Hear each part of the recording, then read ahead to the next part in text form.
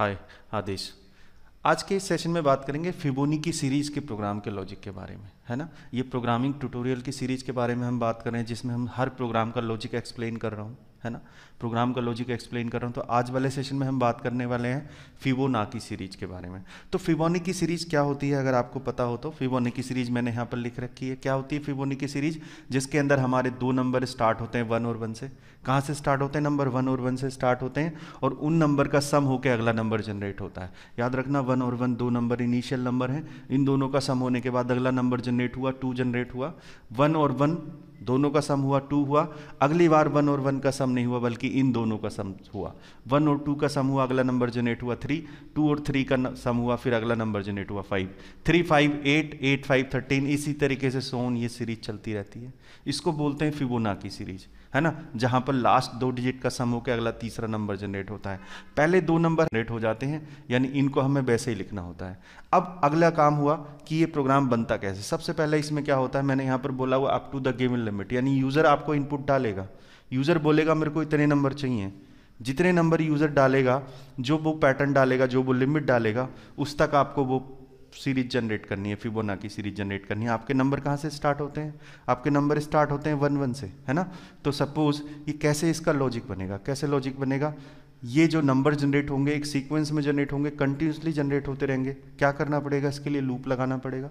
क्या करना पड़ेगा इसके लिए? लूप लगाना पड़ेगा। लूप मुझे यहाँ से स्टार्ट करना पड़ेगा और एंड तक जाना पड़ेगा। सपोज यूजर ने डाल दिया 5, यूजर ने डाल दिया 5, तो मुझे 5 नंबर जनरेट करना है। याद रखना कौन कौन से, 1 2 3 4 5, यानी वो यहाँ तक चाहता है नंबर 5, मतलब 5 तक नहीं, 5 नंबर काउंट करोगे तो यहाँ तक। अगर उसने डाला 6 तो मुझे यहाँ तक काउंट करने हैं, मुझे यहाँ तक प्रिंट करना है। ये मेरा लॉजिक बनाना है।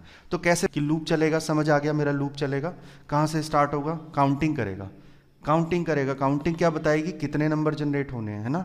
सपोज याद रखना ये 2 नंबर जो हैं ये विदाउट किसी लॉजिक के हैं, यानी आपको 1 और 1 तो वैसे ही काउंट करके प्रिंट करने हैं, है ना। आपका जो लॉजिक शुरू होगा वो यहाँ से शुरू होगा, 2 से शुरू होगा। तो अगर सपोज यूजर आपसे कहता है मेरे को 6 नंबर चाहिए, तो याद रखना लूप कितनी बार चलेगा, जरा ध्यान दीजिए। यहाँ पर पहले 2 नंबर बिना लूप के हैं। लूप कहाँ से शुरू होता है? यहाँ से शुरू होता है। तो नंबर कितने जनरेट होंगे लूप के थ्रू? 1 2 3 4, यानी 2 कम। अगर यूजर कहता है मेरे को 6 नंबर चलाओ, तो आप 2 नंबर तो पहले ही शुरू में प्रिंट कर दोगे, और बाकी 4 नंबर आप करोगे लूप के थ्रू, है ना। याद रखना पहले 2 नंबर बिना लूप के और 4 नंबर लूप से, इसलिए लूप आपका 2 टाइम कम चलेगा। याद रखना अगर उसने डाला n तो लूप आपका चलेगा n-2 टाइम्स, है ना। तो किस तरीके से करते हैं इसका जरा लॉजिक हम एक बार समझ लेते हैं। सपोज ये नंबर थे मेरे a और ये नंबर था मेरा b। सपोज पहला नंबर a, याद रखना पहला नंबर a और दूसरा नंबर b। पहला नंबर a, याद रखना पहला नंबर a और दूसरा नंबर b। a था मेरा 1 और b था मेरा 1। अब मुझे क्या करना है? मुझे दोनों को सम करना है। तो क्या करना पड़ेगा मुझे? c = a + b, यानी ये मुझे करना पड़ेगा, तभी मेरा अगला नंबर जनरेट होगा। और याद रखना ये काम मुझे लूप में करना है, मुझे रिपीट करना है, बार बार करते रहना है। ए की वैल्यू जो थी, ये वाली वैल्यू और ये वैल्यू, इनको सम करके अगला नंबर जनरेट हो रहा है। याद रखना c = a + b। अब अगली बार मैं क्या करूं, अगर मैं फिर से यही लाइन लिखी रहने देता हूं a + b, तो अगला नंबर भी यही जनरेट हो जाएगा 1 + 1 यानी कि 2। लेकिन मुझे क्या चाहिए? मुझे 2 नहीं चाहिए, मुझे चाहिए 3। 3 कैसे जनरेट होगा? जब आप 1 और 2 का ऐड करोगे। जब आप 1 + 2 करोगे तो आपको 3 नंबर जनरेट होगा। यानी आपको क्या करना है, या तो आपको क्या करना है, ये बदल दो, है ना। लेकिन ये तो मैं कमांड बदल नहीं सकता, ये सेम लूप के अंदर कमांड सेम रहेगी। तो मैं क्या कर सकता हूँ, मैं क्या कर सकता हूँ, जो मेरा a यहाँ पर था उसको आगे शिफ्ट कर सकता हूँ। मेरा a कहाँ पर आ जाएगा? यहाँ पर चला जाएगा। ये मेरा b कहाँ पर चला जाएगा? मेरा b यहाँ पर चला जाएगा। अगर मेरा यहाँ चला गया a और मेरा चला गया यहाँ पर b, बार जब मेरा सम होगा तो क्या हो जाएगा? c = a + b, यानी कि आपकी c की वैल्यू बदल के हो जाएगी 3। पहली बार c की वैल्यू आई थी 2, यानी ये नंबर जनरेट हुआ था। इस बार c की वैल्यू आ गई a + b, यानी कि 1 + 2 होने के बाद ये नंबर जनरेट हो गया 3, है ना। इसी तरीके से सोन जब आप अब अगली बार आपका नंबर a यहाँ पर शिफ्ट हो जाएगा और b यहाँ पर शिफ्ट हो जाएगा ना, फिर इन दोनों का सम करोगे तो ये जनरेट होकर आ जाएगा आपका 5। इसी तरीके से सोन चलता रहेगा। तो 2 काम करने होते हैं आपको, इन दोनों का लास्ट डिजिट का सम करना होता है और डिजिट आपको आगे शिफ्ट करनी होती हैं, यानी स्वैप करने होते हैं। उसका क्या लॉजिक बनता है वो मैं अभी आपको एक्सप्लेन बताऊंगा। तो 3 चीज़ें मैंने बताई। यूज़र ने जो लिमिट डाली उससे 2 बार कम लूप चलेगा। जो लास्ट डिजिट है मेरी उनका सम होगा, है ना, c जनरेट होगा और उसी नंबर को हम प्रिंट कर देंगे। तीसरी बात, आपके नंबर आगे शिफ्ट होते रहेंगे। ध्यान रखना अगर ये तीनों चीज़ें कर दी आपको फिबोनाची सीरीज का प्रोग्राम आ जाएगा, है ना, फिबोनाची सीरीज का प्रोग्राम आ जाएगा। अब हम बात करते हैं इसी को अगर हम प्रोग्राम की हेल्प से समझते हैं तो कैसे करेंगे हम जरा ध्यान रखना एक बार, प्रोग्राम पे ध्यान दो। अगर हम सबसे पहले मैं वेरिएबल इनिशियलाइज कर लेता हूँ, है ना। आप कौन सी लैंग्वेज यूज करते हो आप पे डिपेंड करता है। अगर आप यूज करते हो पाइथन तो वेरिएबल किस तरीके से डिक्लेयर करते हैं, आपको कोई टाइप नहीं देना होता। अगर आप यूज करते हो सी जावा, आपको इंट लगाना होता है। आप यूज करते हो जावास्क्रिप्ट, बेल लगाना होता है। आप जो कोडिंग की लैंग्वेज यूज करोगे अपने अकॉर्डिंग सेट करोगे। मैं आपको सिर्फ लॉजिक एक्सप्लेन कर रहा हूँ। तो मैंने क्या बताया, जो मेरा पहला नंबर है ए, इसको मैंने डिफाइन कर दिया यहाँ पर। ये मैं मिटा के दोबारा से लिख देता हूँ। ये जो मेरा ए नंबर था इसके अंदर मैंने वैल्यू डाल दी कितनी, 1। और जो मेरा बी नंबर था इसके अंदर भी मैं डाल देता हूँ वैल्यू 1, ठीक है। इसके अंदर भी मैंने डाल दी वैल्यू 1। तो ये दोनों के अंदर 1 वैल्यू आ गई। सपोज दोनों की स्टार्टिंग कहाँ से हो रही है, 1 1 से स्टार्टिंग हो रही है ना। एक जो मेरा वेरिएबल है जिससे मेरा लूप चलेगा उसको भी मैं कहाँ से सेट कर देता हूँ, आई, उसको भी मैं 1 कर देता हूँ। ए वी 1, बी वी 1 और आई भी 1। आई क्या है देखा है तो आई वो है जिससे मेरा लूप चलेगा, जिससे मैं काउंटिंग शुरू करूंगा, है ना। और तीसरा वेरिएबल एक मेरा होगा सी, जिसमें मैं दोनों को जोड़ के लिखूंगा, है ना। 4 वेरिएबल मैंने ऊपर डिफाइन कर दिए, ए बी आई सी। फिर दोबारा देख लेते हैं एक बार, ए ये मेरा पहला वेरिएबल, बी मेरा ये पहला वेरिएबल, सी मेरा जिसमें मैं काउंट करूंगा, मैं दोनों को सम करूंगा, और आई वेरिएबल जिससे मैं काउंटिंग करूंगा लूप की। एक और वेरिएबल बनेगा मेरा जो मेरी रेंज के लिए होगा, यानी मुझे कितनी बार चलाना है ना, मुझे कितनी बार चलाना है, मुझे n की वैल्यू कितनी रखनी है। यूजर कहता है 5, तो मेरे को 5 नंबर जनरेट करके देने हैं फिबोनाची की सीरीज के। याद करना लूप कितनी बार चलेगा जरा याद करो। n = 5 डाला, लूप 3 बार चलेगा, क्योंकि 2 नंबर मेरे को बिना लूप के करने हैं, बिना लॉजिक के करने हैं ना, बिना पैटर्न के कॉन्सेप्ट के करने हैं। तो कैसे करेंगे, कॉन्सेप्ट समझ आ गया। वेरिएबल कितने डिक्लेयर करने हैं, टोटल 5 वेरिएबल कौन से, ए ये पहला वेरिएबल, बी ये जिसमें दूसरी वैल्यू है, सी जिसमें मैं सम करूंगा, आई जिससे मैं लूप चलाऊंगा, एन मुझे जितनी बार लूप चलाना है उससे 2 कम तक चलाना है। याद रखना कैसे करूंगा, लॉजिक की तरफ चलते हैं।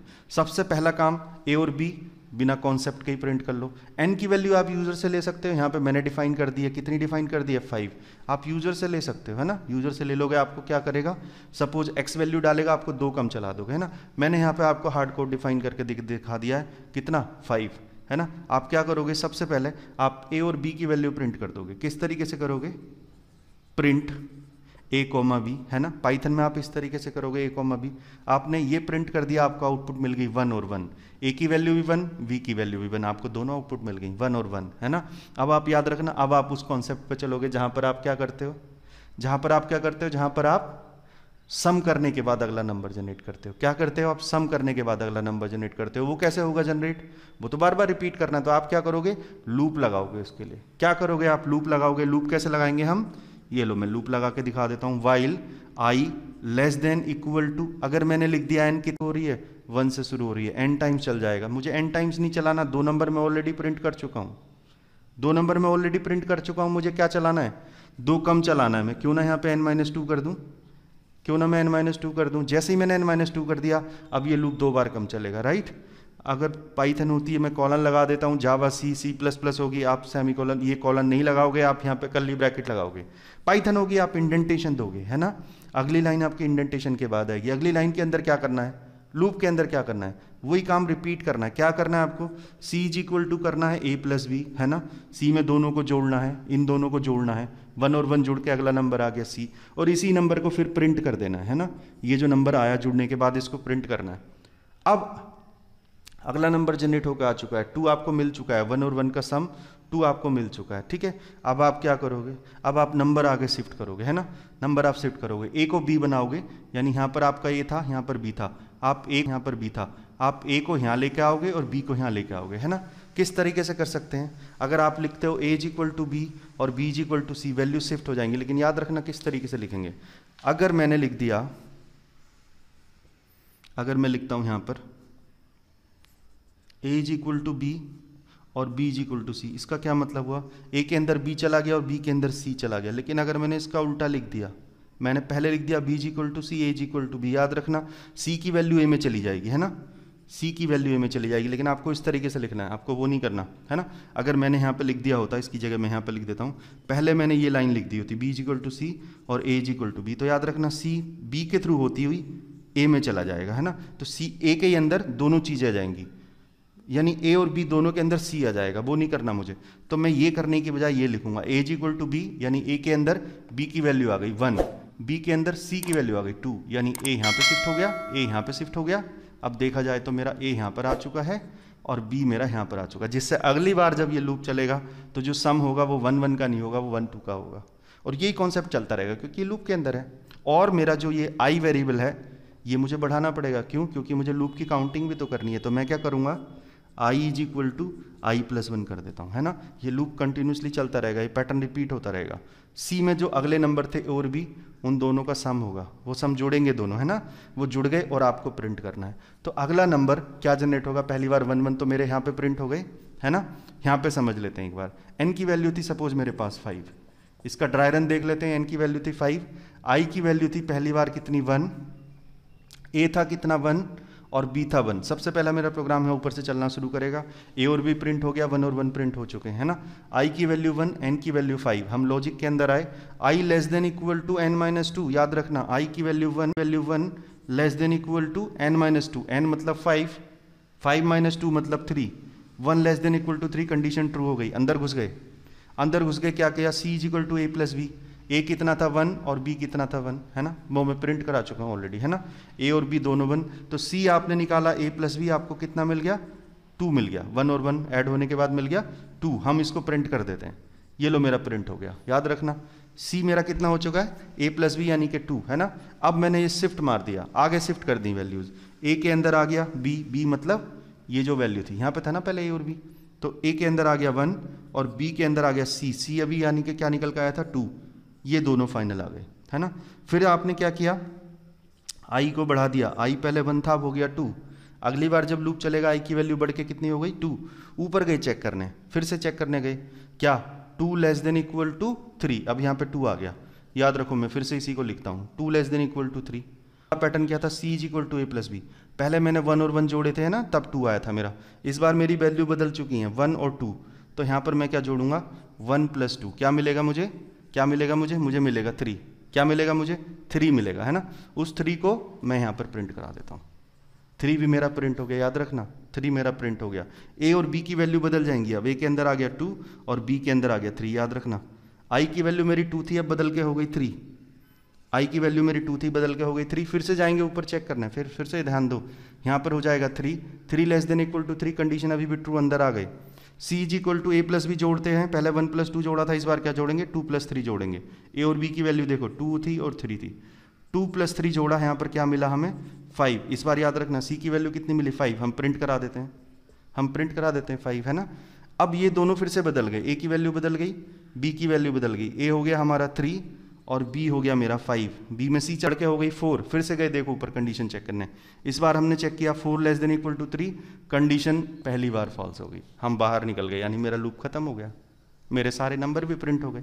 यूजर ने बोला था मेरे को 5 नंबर प्रिंट करके दे दो, मैंने करके दे दिए 5 नंबर प्रिंट, ठीक। उसने बोला था 5 फिबोनाची सीरीज के 5 नंबर जनरेट करके दो, मैंने करके दे दिए, क्लियर हो गया। यूजर कहता मेरे को 8 नंबर जनरेट करके दे दो, मैं और आगे तक चलता रहता, ये मेरा लूप कंटिन्यू होता रहता। तो समझ आ गया फिबोनाची सीरीज का क्या प्रोग्राम होता है। फिबोनाची सीरीज मतलब आपके नंबर इस सीक्वेंस में जनरेट होते रहते हैं, पहले नंबर स्टार्ट होते हैं 1 1 से, फिर उनका सम होकर अगला नंबर जनरेट होने लगता है।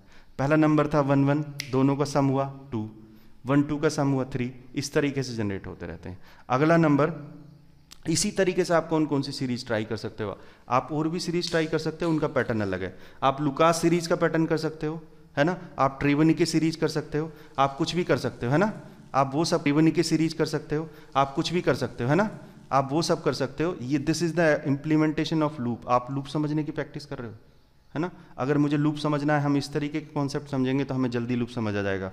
इसके अंदर लूप की भी इम्प्लीमेंटेशन हुई है, नंबर भी आगे शिफ्ट हुए हैं, लॉजिक बिल्डिंग, है ना, प्रोग्राम बनता कैसे है, उसके पीछे कैसे दिमाग लगाते हैं, कैसे समझ में आता है। तो ये दिस इज, अगर हम इसकी प्रैक्टिस करेंगे हमारे जल्दी समझ आने लगेंगे प्रोग्राम। तो इसको आप खुद से ट्राई करके देखो, है ना। इसी तरीके के और नेक्स्ट प्रोग्राम में मैं बात करूंगा, नेक्स्ट सेशन में बात करूंगा अगले क्वेश्चन के बारे में, जिसके अंदर कोई और लॉजिक बिल्डिंग करेंगे। तो आज के सेशन में इतना ही रखते हैं, थैंक यू।